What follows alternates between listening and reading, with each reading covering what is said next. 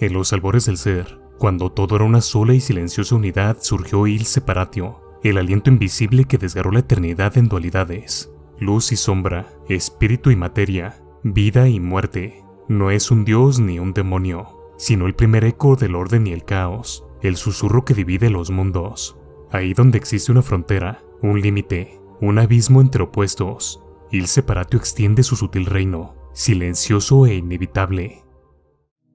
Il Separatio no es un ser en el sentido clásico como un dios o espíritu individualizado, sino un principio místico que se ha personificado en algunas corrientes esotéricas. Representa el acto original de la separación, la división de la unidad primordial en opuestos que permite que exista todo lo manifestado. En los sistemas herméticos y alquímicos todo forma parte de una unidad total, el uno, el absoluto, el caos primordial, que para manifestarse en formas y procesos debe separarse en contrarios, luz y oscuridad, masculino y femenino, vida y muerte, arriba y abajo. Il Separatio es esa fuerza que lleva a cabo esta división. Por eso en algunas tradiciones místicas llegan a tratarlo como un ángel de la separación, o una entidad que sin ser ni buena ni mala marca los límites y permite la existencia misma de las cosas diferenciadas. Sin la separación todo sería un mar indiferenciado de ser, no habría mundo, ni seres ni conciencia.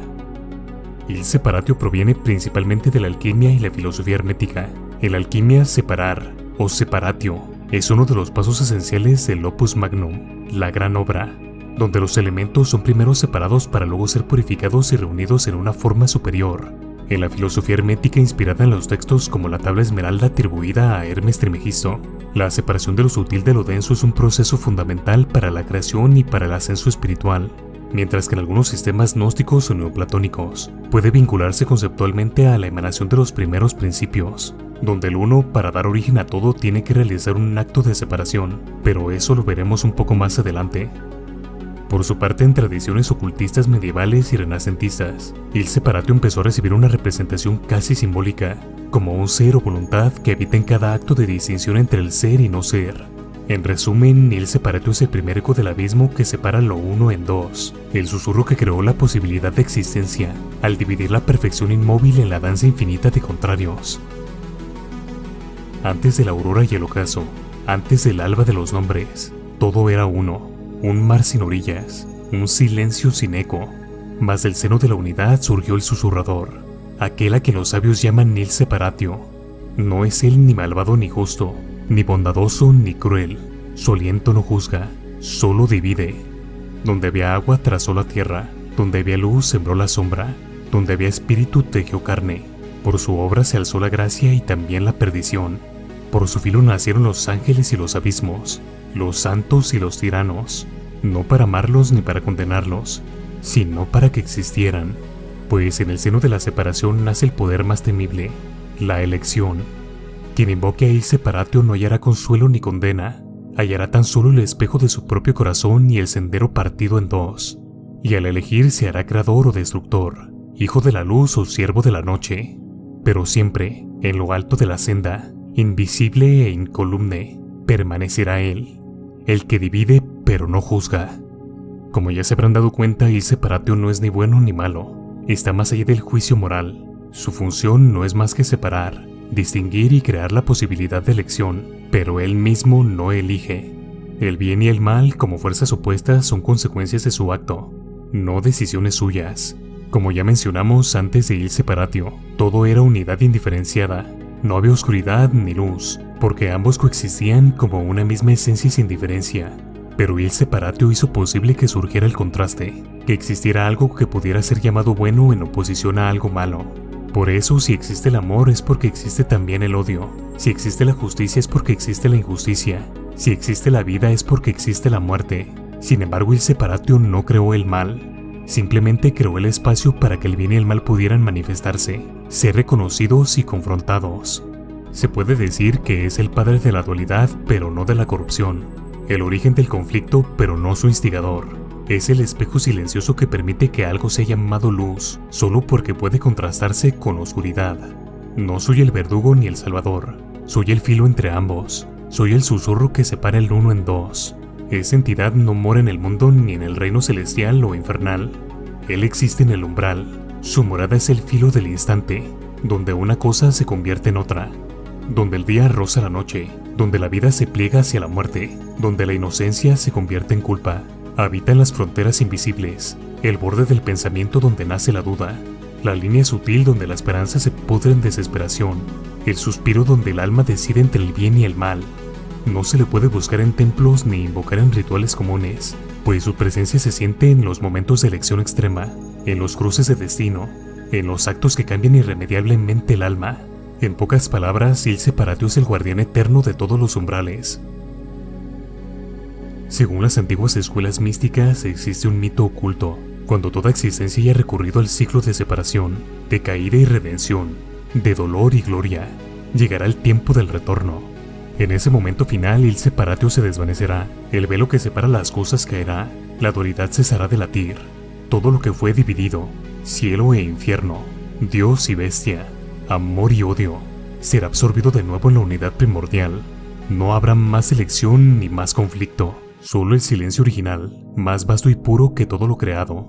En ese momento los sabios dicen que el eco de Ilse Paratio resonará una última vez, no como un corte, sino como un canto de reconciliación. Cuando el último opuesto se abrace a su reflejo, cuando el último corazón se reconcilie con su sombra, entonces Ilse Paratio habrá cumplido su obra y descansará en el seno del Uno. Ilse Paratio como concepto no aparece explícitamente nombrado en las grandes tradiciones, pero sí podemos identificar su presencia en varias corrientes místicas. En la cábala hermética se enseña que al principio, la luz infinita, el Leion Sof, intentó verter su esencia en unas vasijas conocidas como Kelin, destinadas a contener su gloria, pero las vasijas eran frágiles frente a la luz tan inconmensurable. Se rompieron y los fragmentos de la luz cayeron en el mundo inferior, mezclándose con la materia. Sin embargo, esta ruptura no fue un accidente, fue el primer acto de separación dentro del ser mismo, una división entre lo puro y lo impuro, entre lo espiritual y lo material. Aquí Ilse Paratio puede ser visto como la fuerza que permite esta ruptura necesaria, haciendo posible la existencia de mundos múltiples, de alma y cuerpo, de anhelo y exilio espiritual. Bajo su aliento las vasijas estallaron como estrellas moribundas, sembrando los cielos de fragmentos que aún ansían su unidad perdida. En el gnosticismo todo proviene de un principio único e incognoscible, el Uno. De este Uno brotaron emanaciones, los eones, cada vez más diferenciadas, hasta que en un momento, por error o exceso, surgió un desbalance. El espíritu cayó en la materia. Esta caída, este descenso del ser luminoso al barro del mundo físico es una separación trágica, una división de la divinidad en fragmentos prisioneros. Pero Ilse Paratio aquí no sería un malvado demiurgo, sino la fuerza neutra que hace posible la existencia de las diferencias que permiten la historia misma, el drama de la caída, el anhelo del regreso, la rebelión contra el olvido. Él separó los cielos de la tierra, no para condenar al espíritu, sino para que en su exilio aprendiera a anhelar el hogar. Por su parte, en el neoplatonismo el Uno es la fuente absoluta, perfecta e indivisible. De él emana el nous, la mente divina, luego el alma universal, y después el mundo material, en un flujo descendente de niveles cada vez más alejados de la pureza primordial. Esta cadena de emanaciones es posible porque existe una primera separación, una distinción entre el Uno absoluto y aquello que, aunque emana de él, ya no es idéntico a él. Ilse Paratio es entonces el primer susurro de distinción en el seno del ser puro. Sin su acto, el Uno permanecería encerrado en sí mismo, sin creación ni sin manifestación. De su paso invisible brotaron esferas y ángeles, astros y espíritus, cada uno un eco más tenue del canto primero.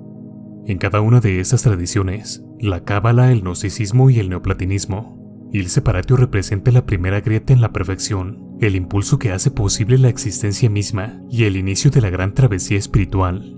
La separación que paradójicamente es necesaria para que el alma aspire al retorno. Y hasta aquí llegamos con este video, gente, espero que haya sido de su agrado. Coméntenme qué opinan de esta entidad y en cuál de las corrientes creen que encaja de mejor manera. Ya solamente me queda agradecer a los miembros del canal y a todos los que llegaron hasta este punto del video. Con su apoyo me inspiran muchísimo para continuar con estos videos. Muchas gracias por escucharme y nos vemos en la próxima.